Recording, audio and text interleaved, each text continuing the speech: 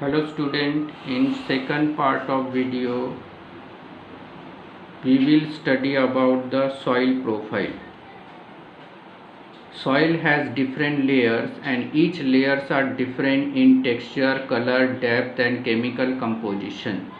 ये सभी लेयर एक दूसरे से कलर में, डेप्थ में, केमिकल कंपोजिशन और टेक्सचर में भिन्न होते हैं. These layers are referred to as horizons. In layers को होरिजन्स कहा जाता है. The uppermost horizon is generally dark in color as it is rich in humus and mineral.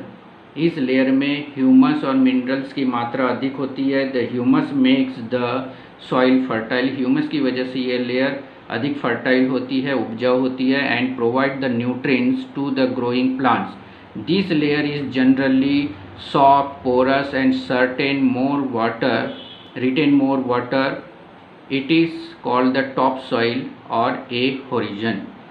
इस लेयर में पौधे अच्छे से ग्रो कर पाते हैं क्योंकि इस लेयर में ह्यूमस और मिनरल्स की मात्रा अधिक होती है.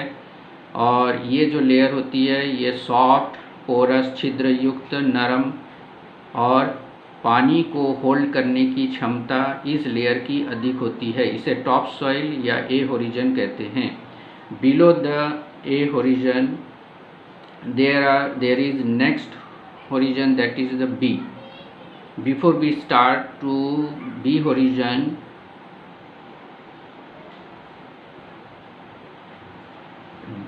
A horizon also provide the shelter for many living organisms such as worms, rodents, moles and beetles. A horizon में बहुत से जीव जंतु निवास करते हैं. The root of small plants are embedded entirely in the top soil. छोटे पौधों की जड़ें ए होरिजन तक ही सीमित होती है. The next layer has lesser amount of humus but more of mineral. This layer is generally harder and more compact and is called B horizon. Next layer को B horizon कहते हैं.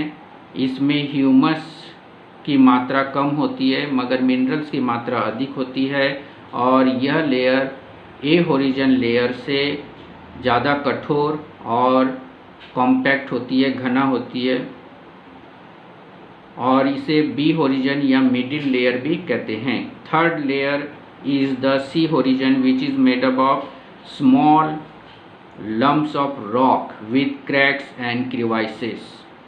सी होरिजन छोटे बड़े पत्थरों से मिलकर बनी हुई होती है.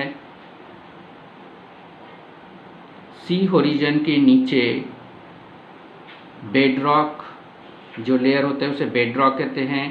Bedrock is the very hard layer of the soil and it is so hard as that it can be difficult to dig with a spade. ये इतना हार्ड होता है कि इसे खोदना बहुत कठिन होता है. फावड़े से, कुदाली से खोदना इस लेयर को बहुत कठिन होता है. Now soil type. सॉइल के पार्टिकल्स की मात्रा के आधार पर सॉइल को 3 भागों में बांटा गया है. Soil is classified on the basis of proportion of particles of various sizes. If the soil contain greater proportion of big particle, it is called sandy soil. यदि मिट्टी में बड़े कणों की मात्रा अधिक है उस सॉइल को सैंडी सॉइल कहते हैं. If the proportion of fine particle is relatively higher, then it is called clay soil. यदि मिट्टी में छोटे महीन कणों की संख्या अधिक है तो उस मिट्टी को क्लेई सॉइल कहते हैं. If the amount of large and fine particle is about the same, यदि मिट्टी में बड़े कण और छोटे कणों की संख्या समान है, दोनों ही समान मात्रा में मौजूद है, तो उस मिट्टी को लोमी सॉइल कहते हैं. Loamy soil is the best soil for growing the plants. Loamy soil is a mixture of sand, clay and another type of soil particle. Loamy soil is also known as silt. Silt generally occur at river beds. So in this way there are three type of soil: sandy soil, clayey soil, loamy soil. Properties of soil. To determine the properties of soil, we have to test its percolation rate of water.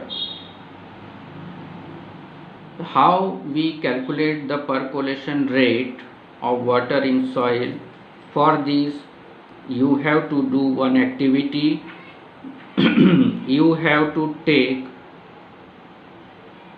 इसके लिए आपको एक pipe लेना होगा जिसकी लंबाई 20 centimetre और diameter means चौड़ाई 5 centimetre.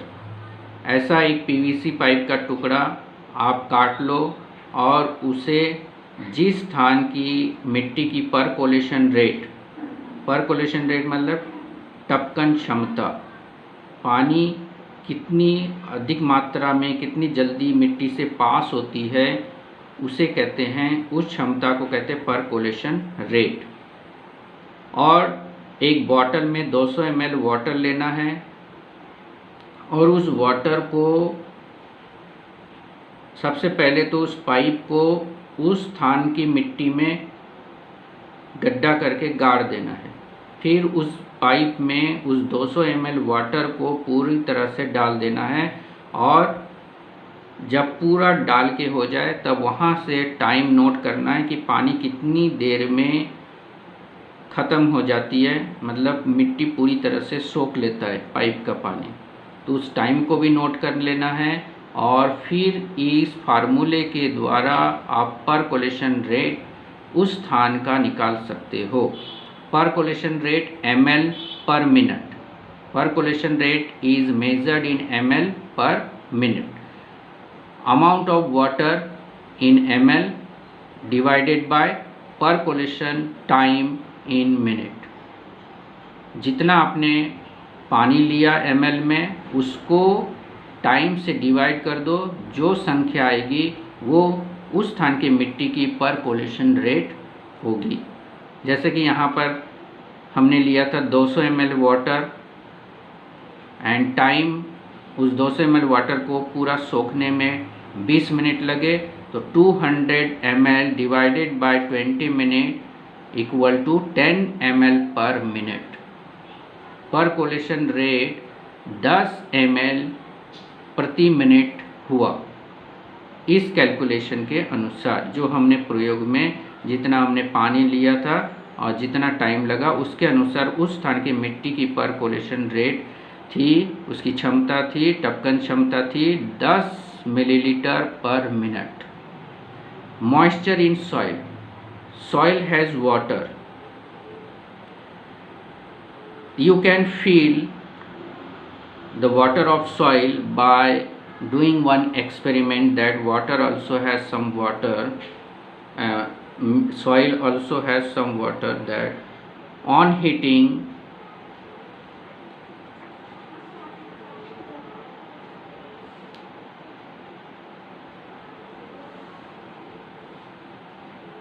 to find out the moisture level in soil, you have to carry out simple experiment. For that you will require one test tube, soil sample, burner to heat and stand to hold the test tube. First you fit your test tube in vertical position in stand and take dry soil sample in test tube and heat that soil. After some time you will find the water droplets on the inner side of the wall of the test tube. जब आप मिट्टी के sample को गर्म करते हो तो थोड़ी देर में आपको पानी की बूंदें टेस्ट ट्यूब के अंदर की दीवार पर दिखाई देगी। तो ये पानी की बूंदें आई कहाँ से? ये पानी की बूंदें सॉइल में मौजूद वाटर वेपर में चेंज हो जाता है और वेपर जब इस टेस्ट ट्यूब की ठंडी दीवाल के संपर्क में आती है, तब ये वाटर ड्रॉपलेट्स में बदल जाती है कंडेंस होकर। तो इस एक्सपेरिमेंट से ये प्रूफ होता है कि मिट्टी के अंदर पानी मौजूद होता है। तो soil has the moisture.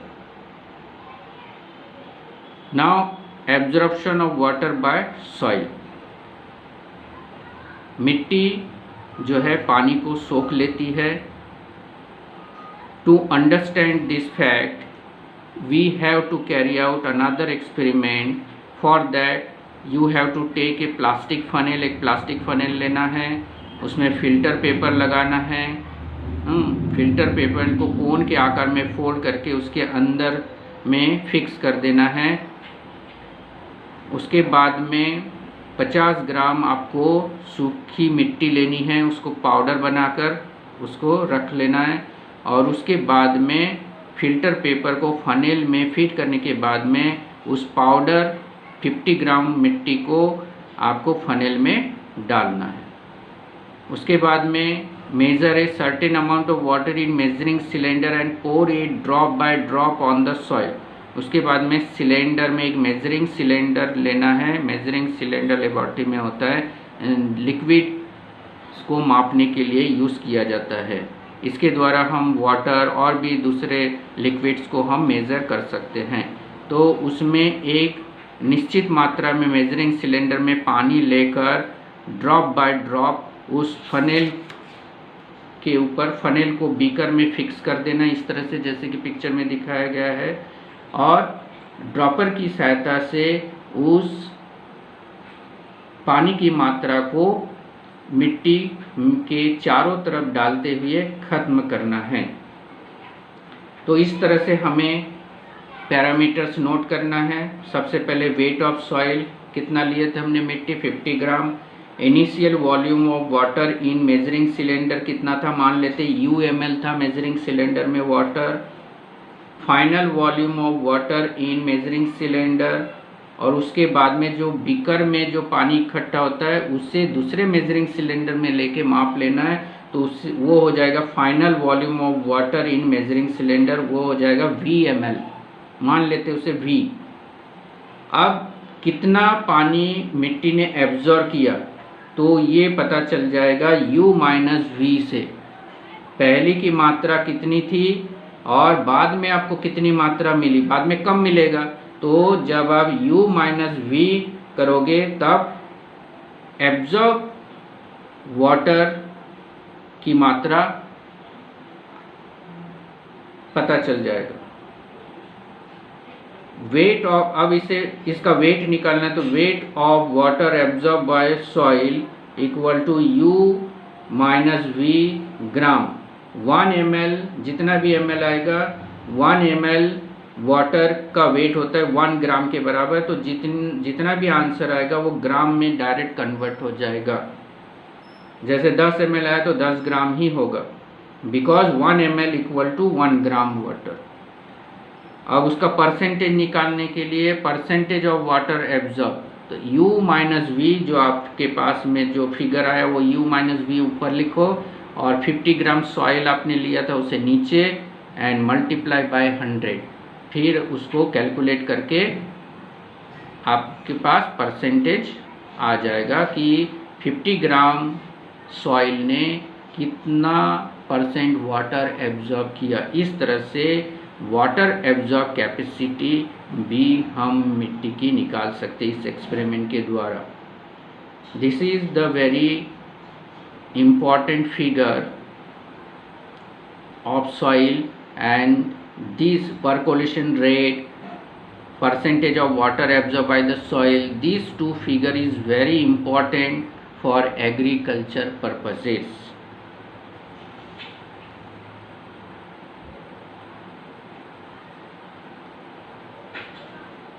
Now soil and crops.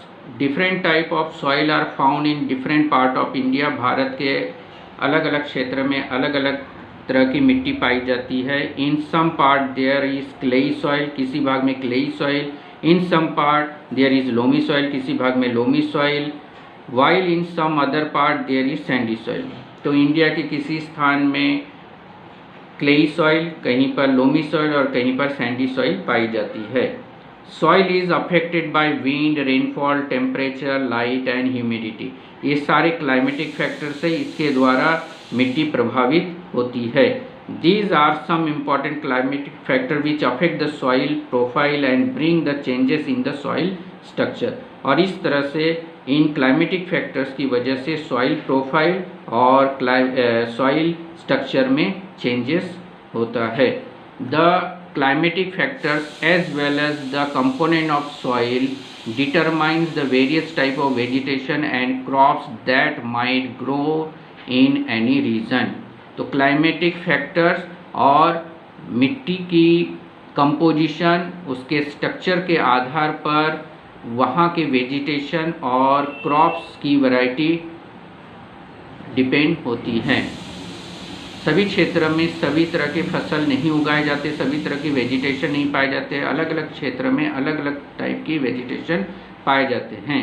तो ये वहाँ के मिट्टी के प्रकार और जलवायु के प्रकार पर निर्भर होता है। Clayey and loamy soil are both suitable for growing cereals like wheat and gram. अगर किसी स्थान में क्लेई और लोमी सॉइल है जहाँ पर, तो वहाँ पर ये दोनों तरह के सीरियल्स व्हीट और ग्राम ये वहाँ की मिट्टी के लिए बहुत सूटेबल होगा। Such soil are good at retaining water. इस तरह की मिट्टी जो है ये पानी को होल्ड करके रखने की क्षमता, पानी होल्ड करने की क्षमता बहुत अधिक होती है। For paddy soil rich in clay and organic matter and living having a good capacity to retain water are ideal. Paddy के लिए क्ले सॉइल जिसमें ऑर्गेनिक मैटर अधिक मात्रा में हो और जिस मिट्टी की वाटर होल्डिंग कैपेसिटी अच्छी हो, ऐसी मिट्टी पैडी के लिए मतलब धान की खेती के लिए अच्छी होती है। तो clayey soil is good for the paddy cultivation. For masoor and the other pulses loamy soil which retain water easily and required. Pulses के लिए लोमी सॉइल अच्छी होती है। फॉर कॉटन सैंडी लोम और loam which drain water easily.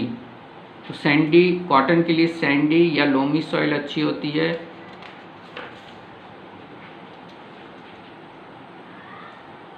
Loamy soil can hold the plenty of air are more suitable. Crops such as the wheat are grown in fine clay soil. Clay soil is also good for the wheat crop. Wheat are grown in the clay soil because they are rich in humus. Clay soil are rich in humus and are very fertile. ये बहुत fertile होती है और humus की मात्रा अधिक होती है और इस वजह से ये गेहूं की फसल के लिए बहुत अच्छी मानी जाती है ये मिट्टी।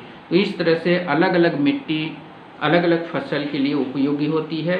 इसलिए क्षेत्र के आधार पर और मिट्टी के प्रकार और जलवायु के आधार पर फसल के प्रकार में भिन्नता दिखी जाती है और वेजिटेशन के प्रकार में भी भिन्नता देखी जाती है। So here we end this lesson. I hope you have understood very well.